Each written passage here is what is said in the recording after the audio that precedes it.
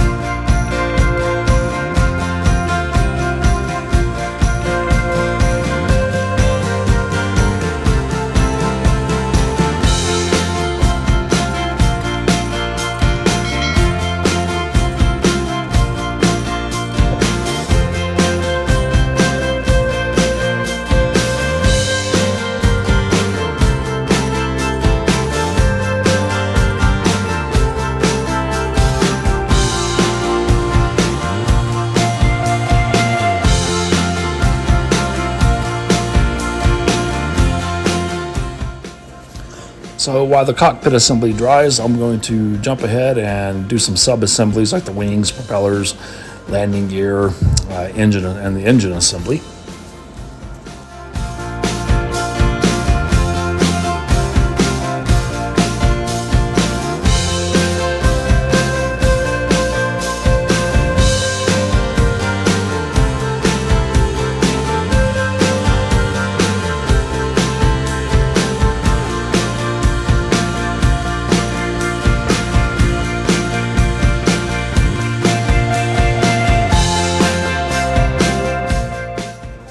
So for larger parts, I like to use a thicker liquid cement. So here I have my Model Masters liquid cement, and this is all that's left.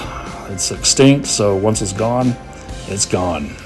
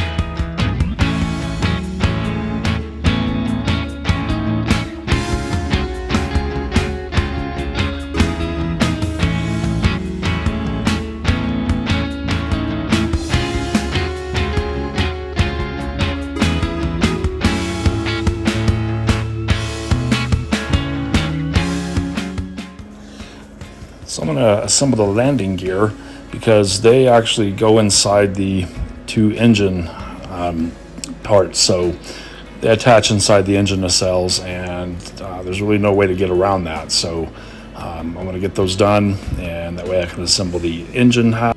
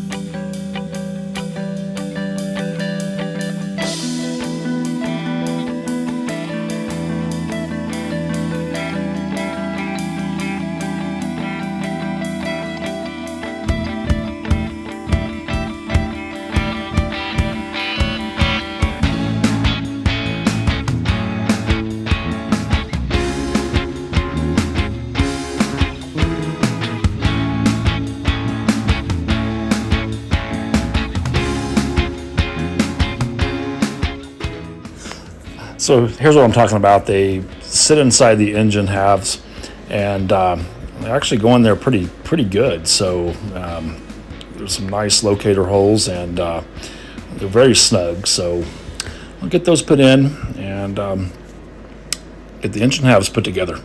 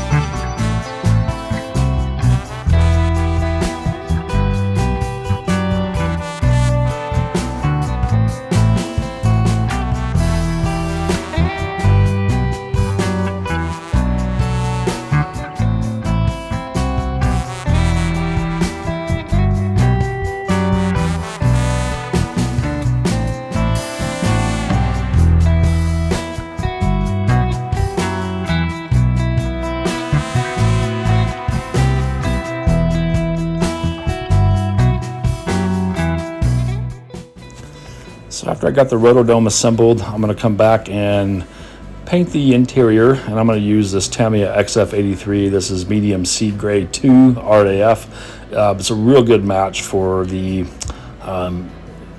U.S. Navy interior color of dark gull gray.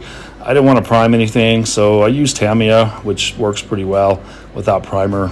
You're not going to see much of anything inside this aircraft, so I'm not really worried about detailing. Okay, so I have the cockpit done. Not much to see. It's pretty basic. There is a decal for the instrument panel. I had some extra decals, and I just chopped them up and put them on the center console because there wasn't any for that. And I did use the pilots from the kit. They're not very detailed. They're kind of silly, but they look good. I mean, they look okay. But yeah, there's that. Not a whole lot to see, but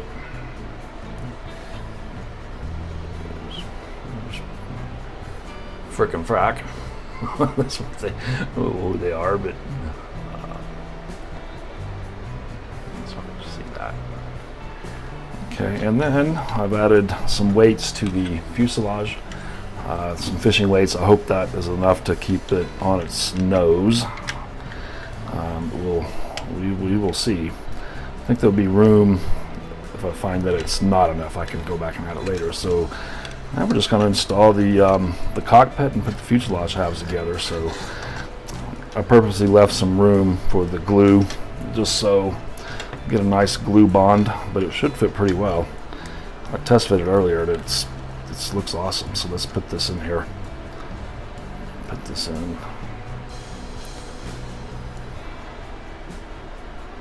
I like a nice strong glue bond when I'm doing this. So let's set this in here like that.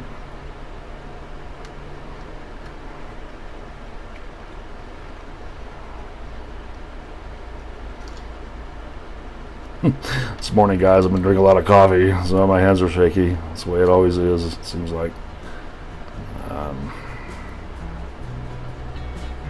Let's see here. Just like that. I think I may have put the glue on the wrong side of this back bracket. Let me fix that real quick. Just a little bit of this down in there.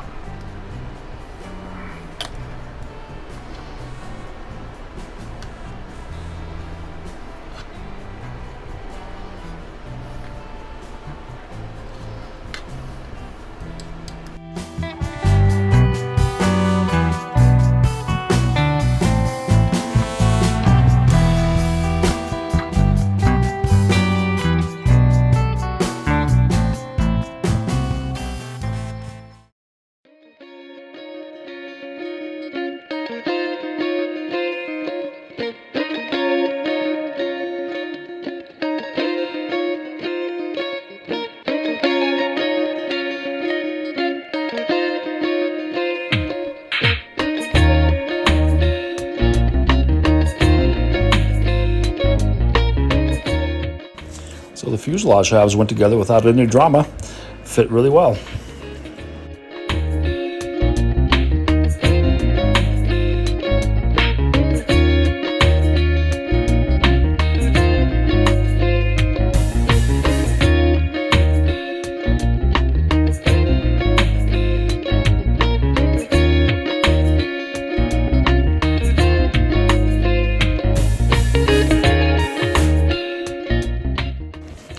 There are a few little sink marks on the fuselage that I had to correct. Just used some putty and sanded them smooth. It's probably to be expected on a mold this old. I also noticed that the starboard side wing is a little warped, and it's not very noticeable, but again, I'm not sure how to fix that, so I just left it.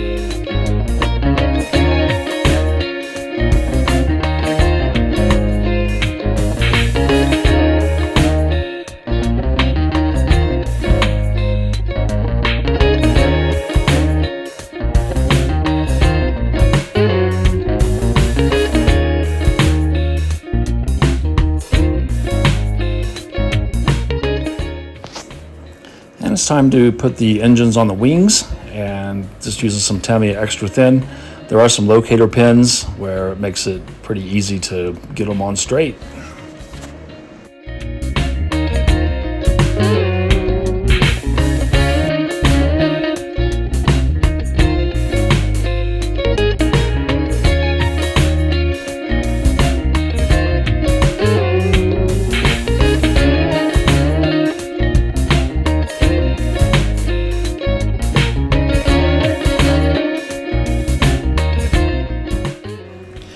There are some little gaps where the wings and the engines attach to the fuselage. I used some some Vallejo water-based plastic putty, but I'm going to find out a little bit later after I prime it that I needed to use a little bit more solvent-based putty and sand it. So it does work well on this area here where the engine nacelles and the wings attach to the fuselage. So you could basically run some in there and then take a wet Q-tip and clean it off, and pretty much takes care of the gap where it fits there.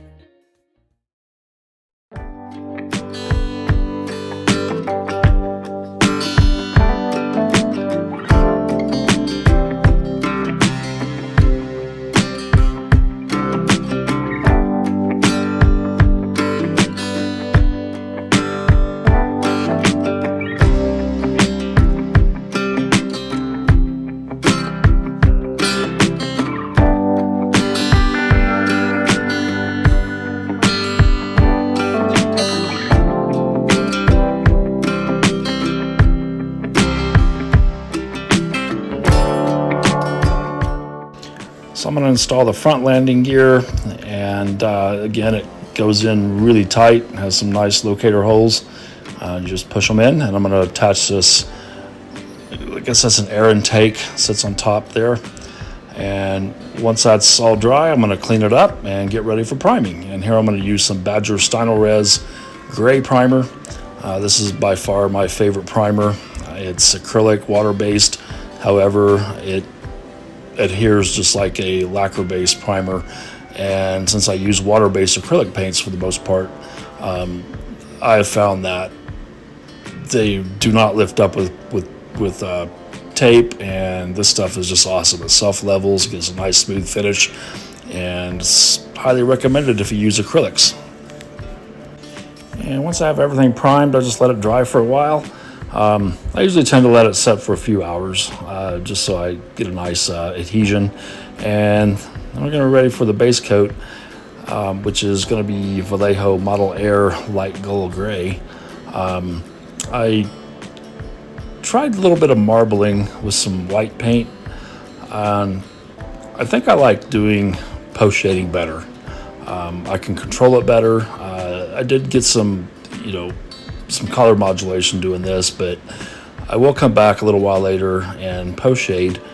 I did go ahead and mask, actually I painted the leading edges of the wings in the black. I guess it's a de-icing boots. I don't know if the modern planes use those like the World War II planes with the rubber boots on the front. So I found it easier to basically paint the black and then mask it off.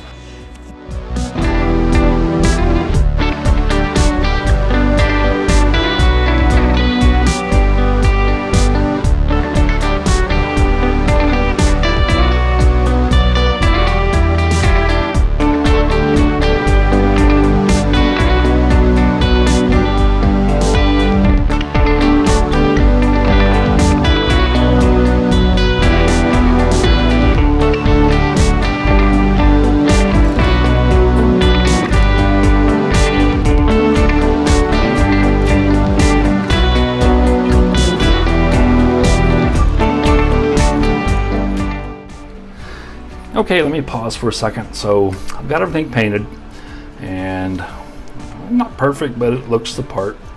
I had already painted all the wing tips in the black, or the leading edges, sorry, and then masked that off. That was easier for me. And so I got a gloss coat on, so I'm ready to put decals on. And yeah, so not too bad for an old kit. I did notice this wing here, it's got a little warpage. Probably just, it's a 1993 boxing of this 1970 tool. So, but otherwise, I mean, it looks good. It looks like an E2 Hawkeye. Actually, the fit wasn't too bad. Decals. So the decals that came with the kit are over 30 years old, and they're not usable. In fact, you can feel they're real grainy. I tried one and they disintegrated in water. So I bought some off eBay, just a newer set, and I'd use the instrument panel decal, and it worked pretty good. The only problem with this is the entire sheet is carrier film, so you got to cut really close to the decal. Whereas like on this one, most kits, you see each decal has its own.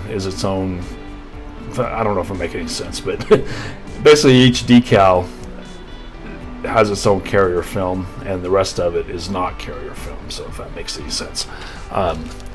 So like this one, you can just kind of see that, you know, each decal has its own carrier film, and the rest of it is not.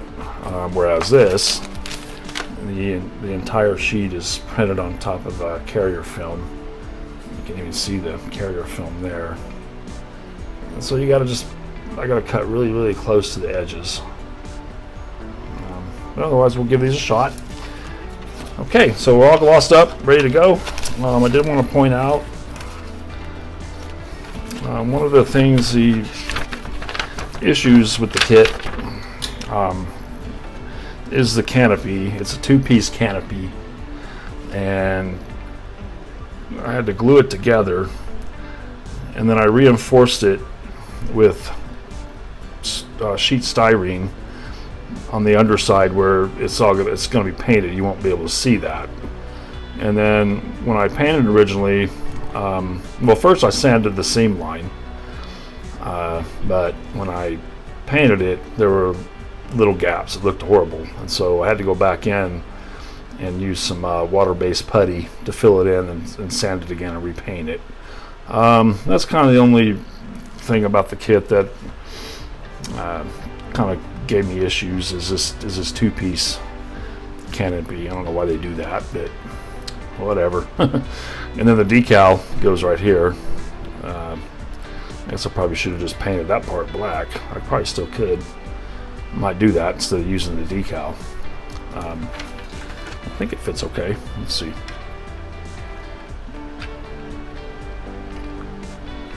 Yeah, it'll be alright. Doesn't quite sit right. Good. Well, anyway, I'll figure it out. Again, 1970 tooling.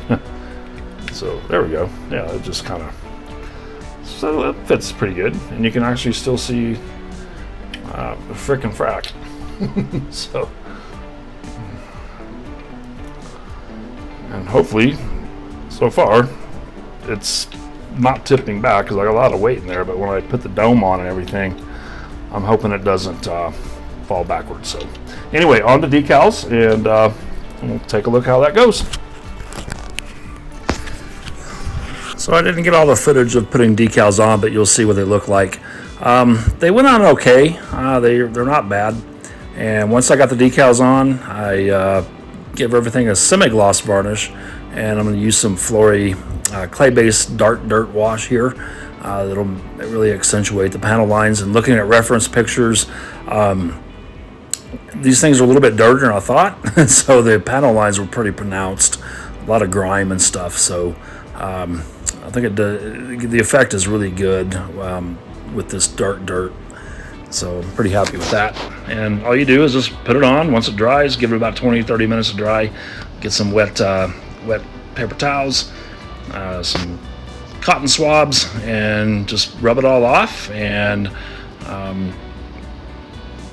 you can leave as much on as you want or take it off. And then what I want to do here is I use Sharpie markers to paint the inside of the landing gear doors on US Navy aircraft. They're always red, and I find that just using a fine-tooth Sharpie does the job. And in this case, I'm using it's a Sharpie oil paint marker, and yeah, so make short work of it. I can control a little bit better than a paintbrush, so I'll get these done and we'll start the final assembly.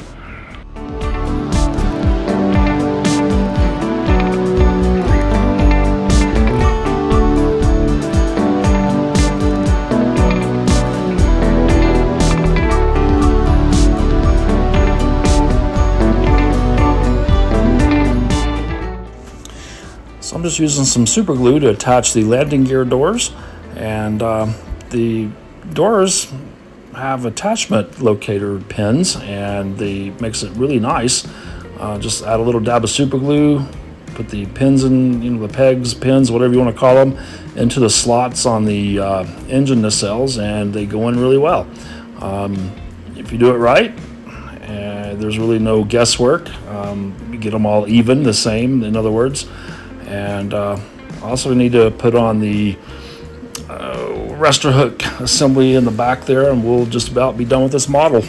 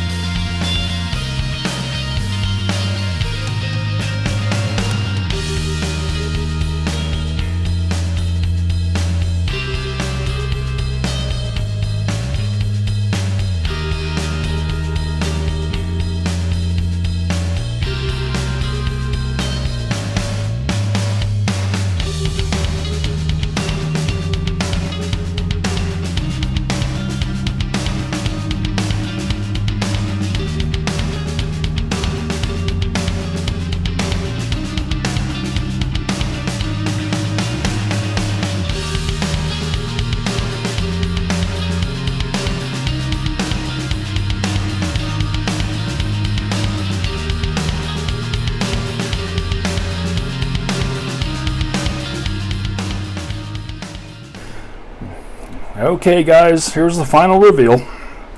There we go. Overall, the kit fit really well for a 1970 tool. it went together pretty well. I had some issues, mainly with the decals. Even the aftermarket decals weren't all that great. I had some issues with the decals on the propellers. So anyway, but there you go.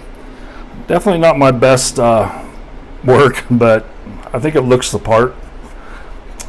It looks pretty cool. You can see.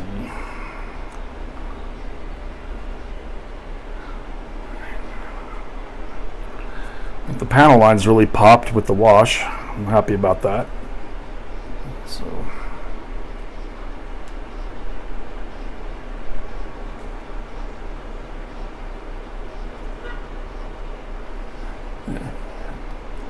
I actually had to add extra weight to the nose because it wanted to sit back, even though I put a ton of weight in the cockpit area. So I was able to put some weights up under here. I want to turn it over. The dome actually spins. The propellers were supposed to spin, but in my infinite wisdom, I left out the little pegs here. Didn't even realize it until it was way too late. And here's one of them. But yeah, they're supposed to spin, but oh well. There we go. Anyway, whoop. So it still wants to sit back, so you gotta. There we go. Yep.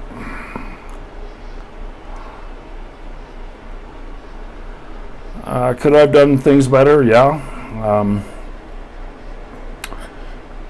But again, it looks the part, and pretty happy with it, the way it turned out.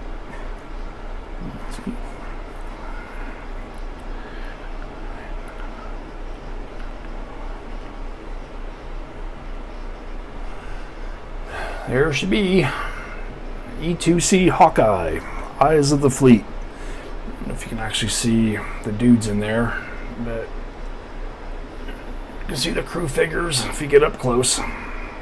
But anyway, there we go. So, yeah, like I said, it looks the part. I'm okay with it. There we go. Anyway, everybody, I will have a few pictures, and then I will see you in the next build. And if you haven't already subscribed to my channel, please do. I'd appreciate it.